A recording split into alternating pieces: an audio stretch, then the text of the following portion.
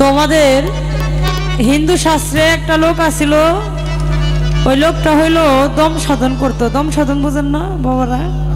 দম সাধন করতো। তো একদিন বউ বাস্তারে ডাক দিয়ে বলতেছে, আচ্ছা বউ, তুমি কি আমারে ভালোবাসো? কয় হ, আমি তো তোমারে মন প্রাণ দিয়েই ভালোবাসি। কয় আমারে যখন ভালোবাসো তাহলে আমি মরলে কি করবা? কয় মরলে মানুষ কি করে? মরলে পরে কান্দুম।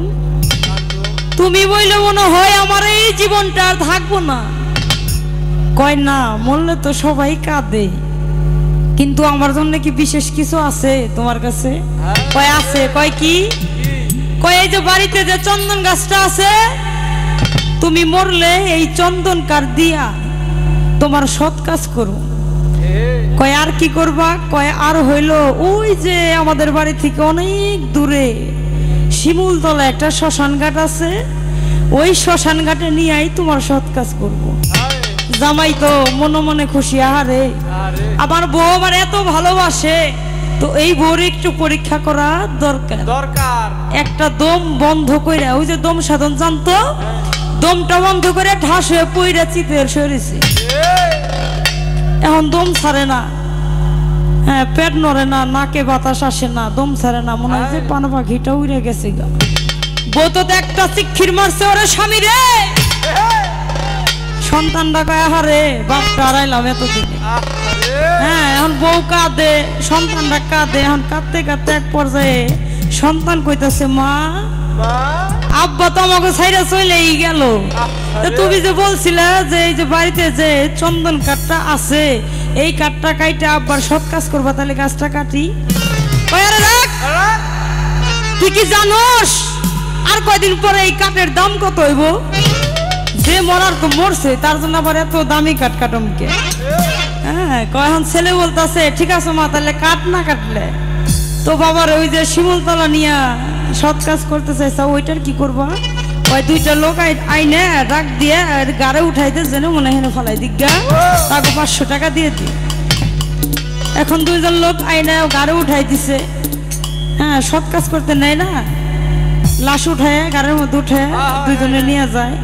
এখন দুইজন যাইতেছে, যাইতে যাইতে সামনের জন পিছের জন্য কয়, আরে টাকা তো নিলি, লাশও নিলি, শিমুলতলা কি তুই চিনোস?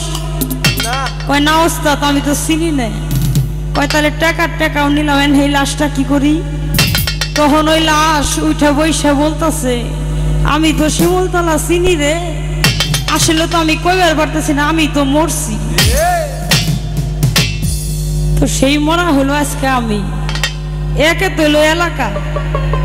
হ্যাঁ, ওই যে বলছি বাড়ির গরু নাকি বাড়ির পালানে ঘাস খাই না।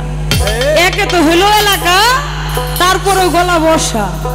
আমার গান ভালো লাগবো না আমি জানি, তারপরে একটু শখ হয়। হ্যাঁ, এলাকার মানুষের দুইটা গান শোনাই পারতাম, এই জন্য শখ করে দাঁড়াইছি। এখন 12টার উপরে বাজে, তুই একটা বিচ্ছেদ গান করব। যদি ভালো নাও লাগে তাও কেন ভালো হয়েছে, তো সান্ত্বনা তো পাবো অন্তত। হ্যাঁ, আমার আর কিছু লাগে না ভালো, খাজা বাবা তুই ছাড়া।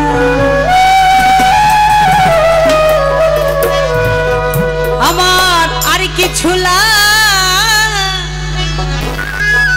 না ভালো, মতিন ভাই রে তুই ছাড়া। আমি দয়ালের পিহিতের মোরা,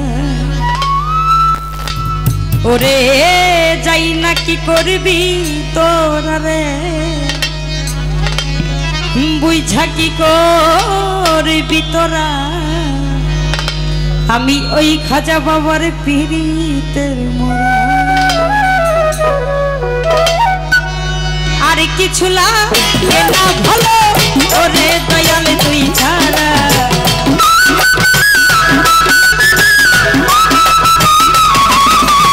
আর কিছু লাগে না ভালো, খাজা বাবা তুই ছাড়া। আমি দয়াল, আমি দয়াল, আমি তোমার পিহিতের মোরা, ওরে যাই না কি করবি তোরা রে, তুই ছাকি করবি তোরা। আমি দয়াল পিহিরি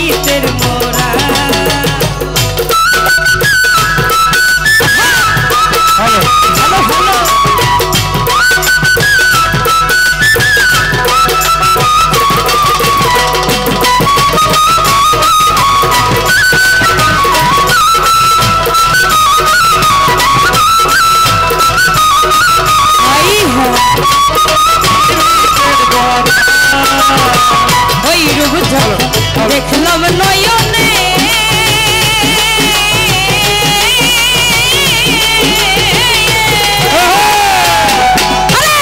দীপানিশি তোমার ছবি ভাসে অন্তরে ওই রূপ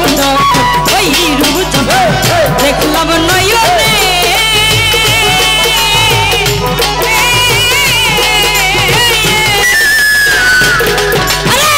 দীপানিশি তোমার ছবি ভাসে অন্তরে আমি কেমন জানি হইয়া গেলাম ওই রূপে নয়ন দিয়া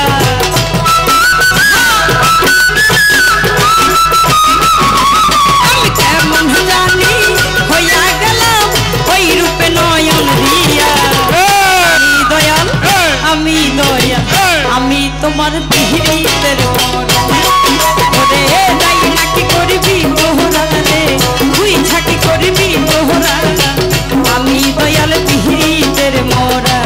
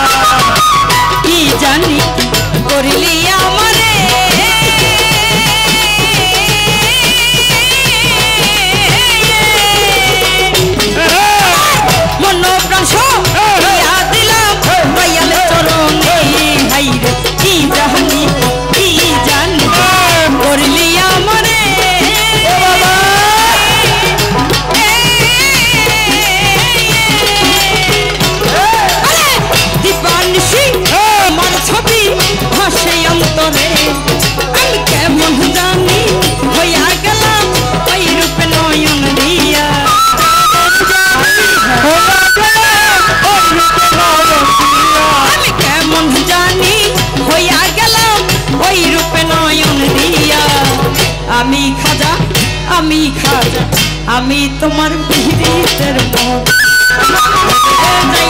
করবি তোহরা রে তুই ঝাঁকি করবি তোহরা আমি দয়াল পিহিতের মোরা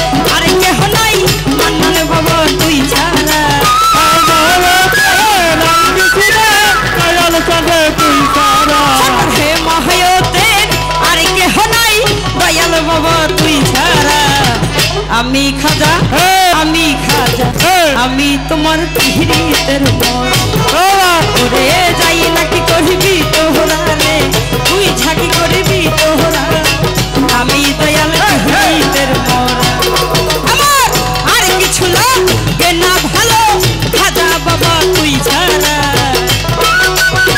ভাই